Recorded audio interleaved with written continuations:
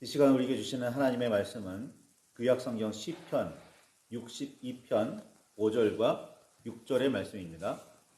시편 62편 5절과 6절입니다.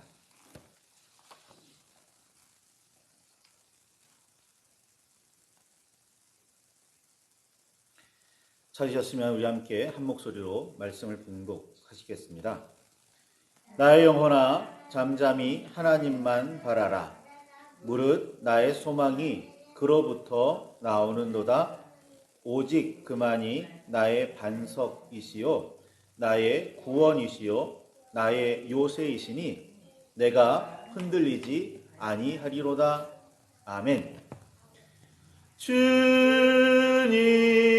우리의 마음을 여시어 말씀을 깨닫게 하옵소서.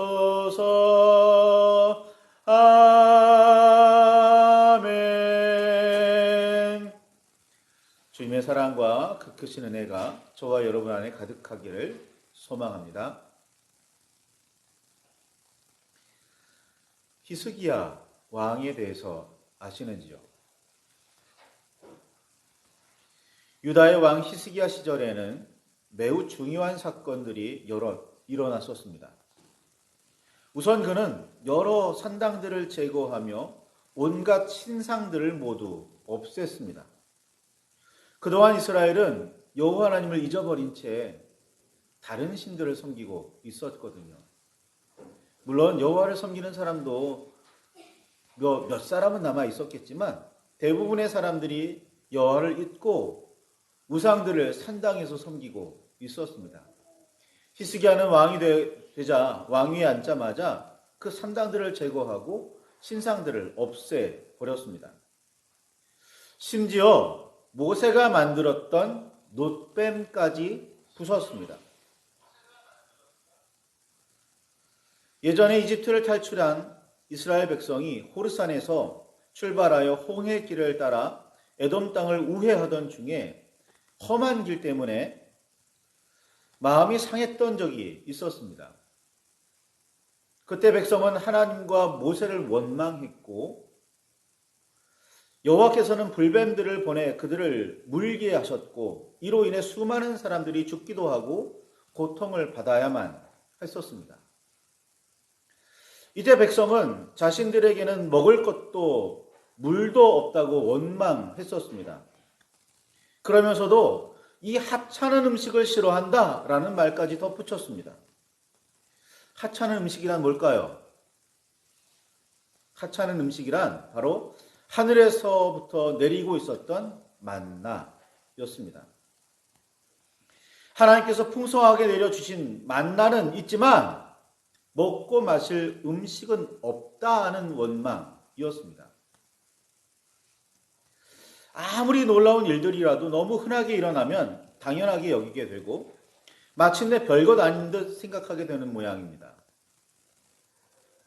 어쩌면 우리가 구하는 기적과 이적을 하나님께서 이루어 주시지 않는 이유이기도 할 듯 합니다.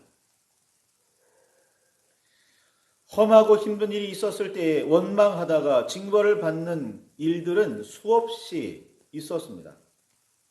고통 때문에 견딜 수 없었던 그들은 모세에게 찾아가 자신들의 죄를 인정하고 회개하니 여호와께 기도하여 뱀들이 떠나게 해달라고 청했습니다. 하나님께서는 모세에게 불뱀 형상을 만들게 하셨고 그렇게 만들어진 놋뱀을 장대에 높이 달아놓고 쳐다보게 했습니다. 놋뱀을 쳐다본 사람들은 살아날 수 있었습니다. 여호와께서는 이스라엘 백성에게 10가지의 계명을 선포하시면서 하늘이나 땅 그리고 땅 아래 물속에 있는 어떤 것의 형상이든지 만들지 말라고 명령하셨습니다. 그렇죠? 그런데 하나님께서 직접 불뱀의 형상을 허락하셨으니 조금은 충격적인 사건이었습니다. 이후 이 불뱀 형상의 놋덩어리는 백성에게 있어 매우 소중하게 여겨졌습니다. 더구나 그 놋뱀은 질병을 고치는 데 특효가 있다고까지 여겨졌습니다. 놋뱀은 섬김이나 기도의 대상일 수 없었으며 그래서도 안 되는데 백성은 그 놋뱀을 향해 절하고 기도하며 질병 치유를 구하는 전통 나아가 믿음이 생겨났습니다. 하나님께서 허락하셔서 만들어진 유일한 동물 형상이었기에 죄책감이나 거부감도 덜 수 있었습니다. 그렇게 놋뱀은 섬겨도 되는 신이 되어가고 있었습니다. 히스기야는 다른 우상들과 함께 그 놋뱀을 부숴버렸습니다. 그리고 성경을 기록한 사람은 이렇게 그 히스기야를 평가합니다. 열왕기하 15장 5절에서 6절에 보면 히스기야가 이스라엘 하나님 여호와를 의지하였는데 그의 전후 유다 여러 왕 중에서 그러한 자가 없었으니 곧 그가 여호와께 연합하여 그에게서 떠나지 아니하고 여호와께서 모세에게 명령하신 계명을 지켰더라 라고 평가했습니다. 백성이 영험하다고 믿으며 분향하고 절하던 놋뱀은 누수단, 즉 놋조각에 불과하다고 깨우친 사건이었습니다. 그리고 아까 읽은 말씀처럼 히스기야가 얼마나 하나님과 연합하고 있는지, 얼마나 하나님을 의지하고 있는지를 증명해주는 사건이기도 했습니다. 얼마나 온전히 하나님의 법대로 살려고 애썼는지 보여주는 증거이지요.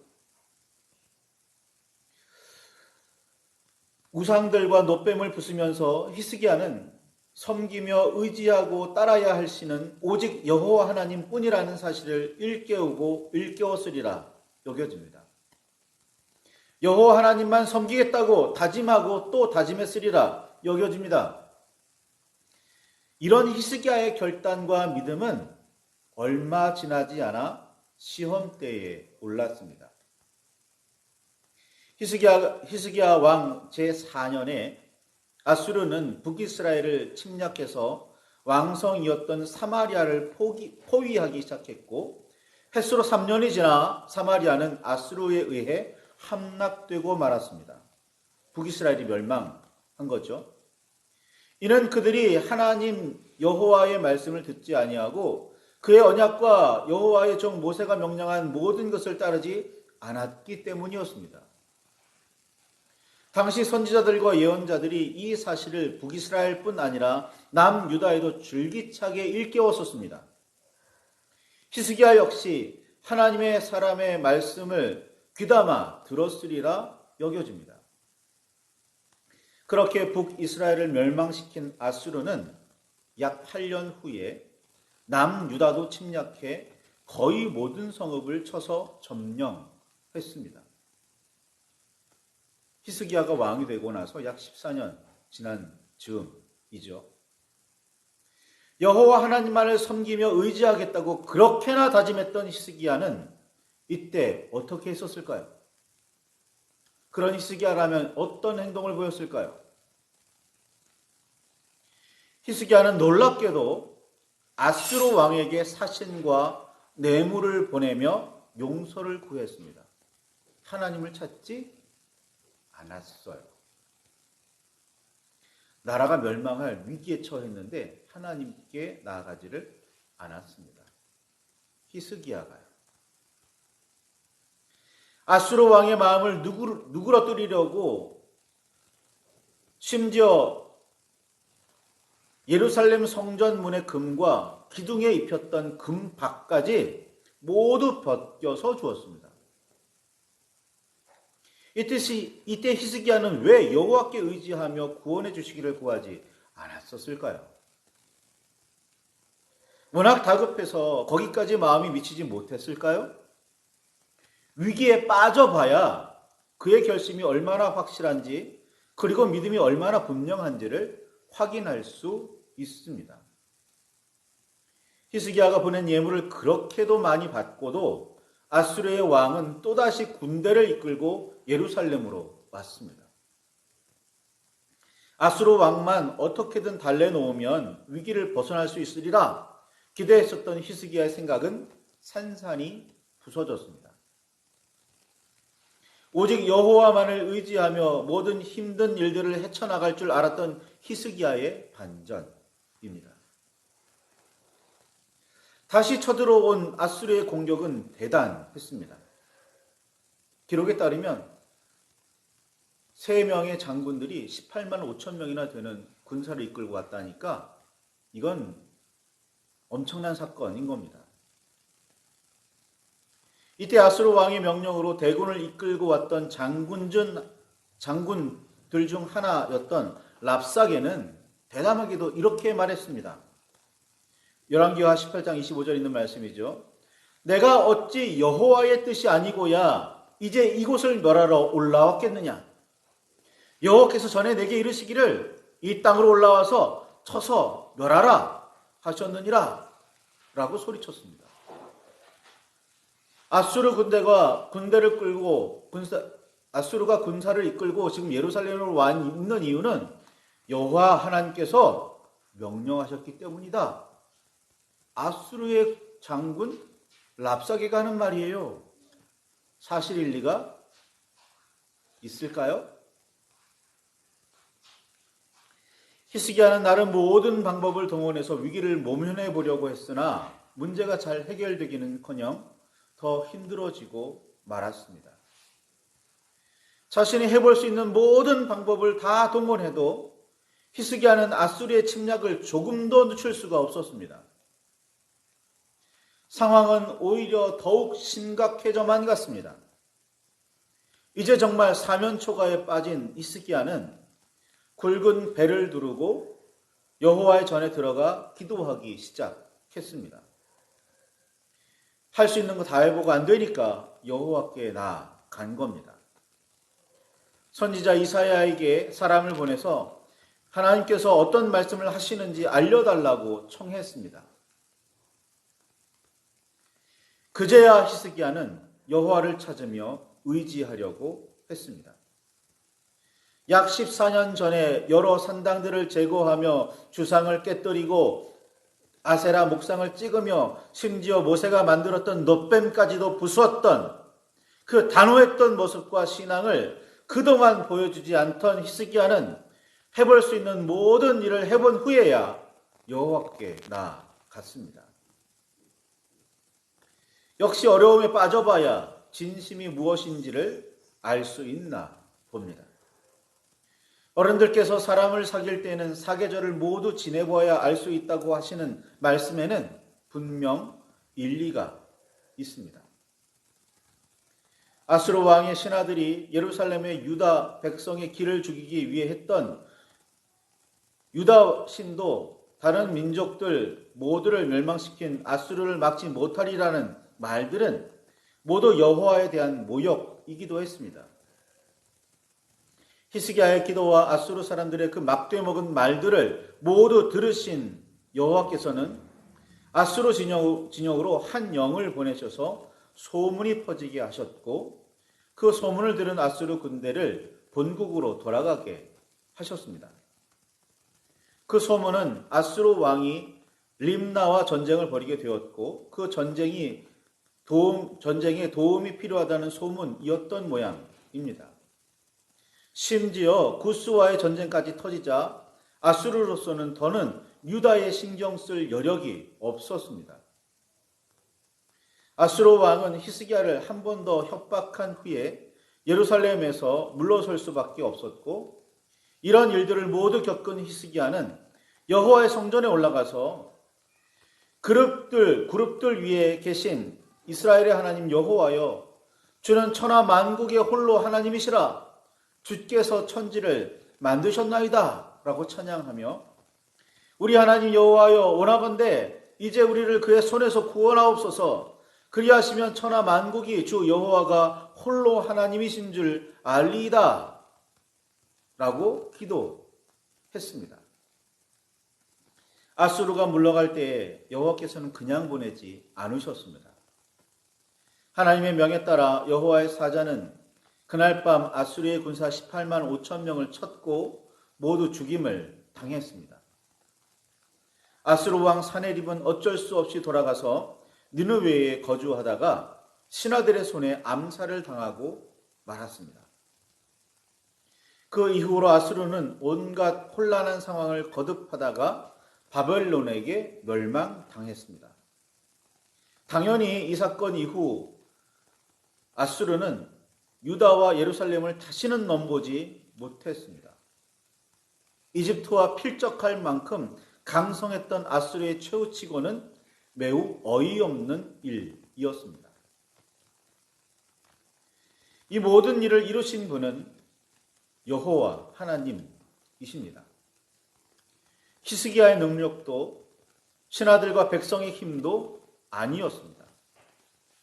어찌되었든 마지막에는 오직 여호와만을 믿고 의지한 결과였습니다. 오늘 우리는 이 사실을 분명하게 우리의 마음에 새겨야 합니다. 흔들림 없이 믿고 붙들어야 합니다. 인문학이 발전하고 특히 과학이 발달할수록 인간은 점점 더 사람의 지혜와 능력을 신뢰하고 있습니다. 그만큼 여호와를 믿고 따르는 신앙을 어리석게 여기는 세상이 되어가고 있습니다. 이 땅에 많은 사람이 하나님만을 의지하고 붙드는 일을 이상하게 여기고 있습니다. 고린도전서 1장 18절에 사도 바울은 십자가의 도가 멸망하는 자들에게는 미련한 것이요 구원을 받은 우리에게는 하나님의 능력이니라 라고 자신의 깨달음과 가르침을 우리에게 베풀었습니다. 이 말씀들을 기억하시기 바랍니다. 이어서 그는 유대인은 표적을 구하고 헬라인은 지혜를 구하나 우리는 십자가에 못 박힌 그리스도를 전하니 유대인에게는 거리끼는 것이요 이방인에게는 미련한 것이로되 오직 부르심을 받은 자들에게는 유대인이나 헬라인이나 그리스도는 하나님의 능력이요 하나님의 지혜니라 라고 깨우쳤습니다. 표적이나 구하고 지혜나 찾아서는 십자가를 이해하거나 받아들일 수가 없습니다.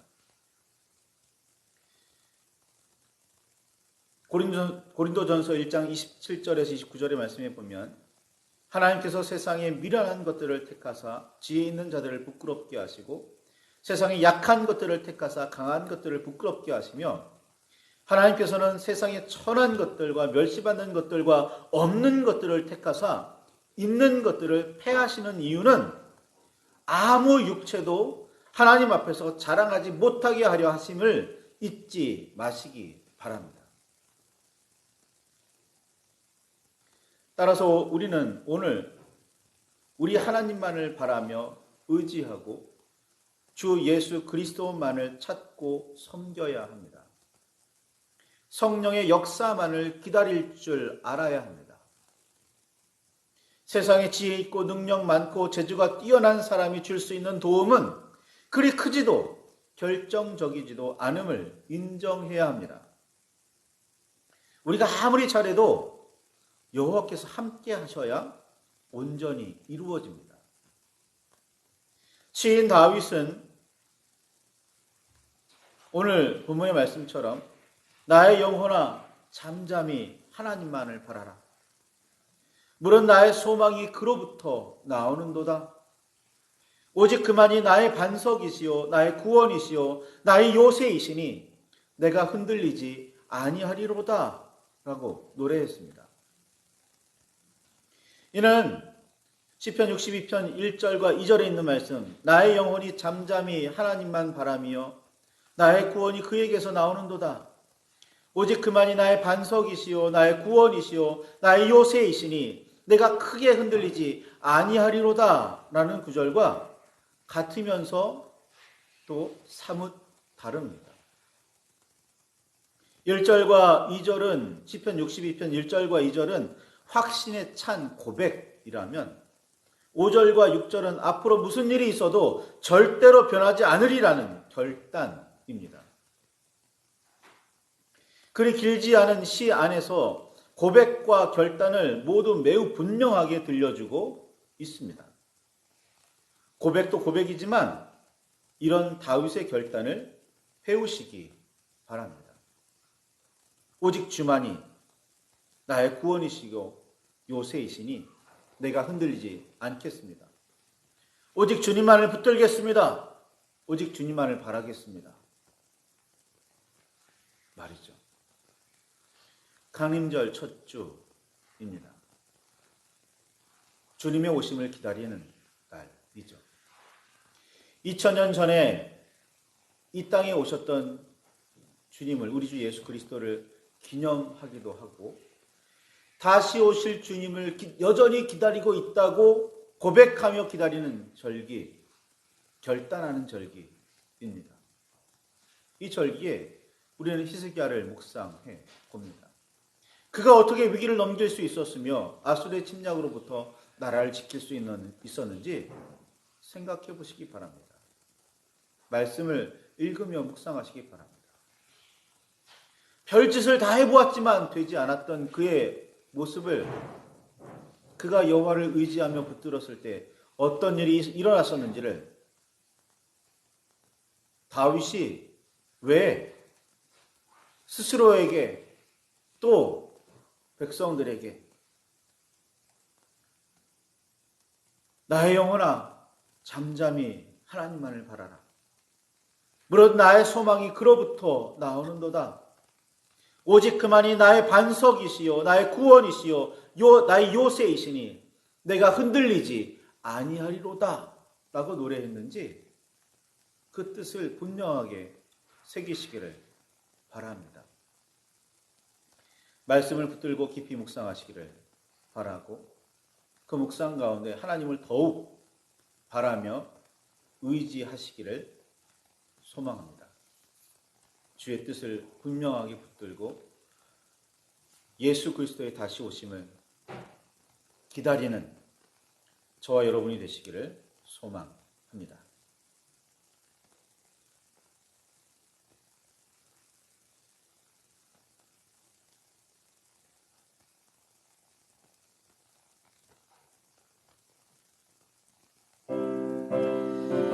주여 우리 안에 함께 하시기를 간절히 소망합니다. 우리에게 임하시기를 간절히 원합니다.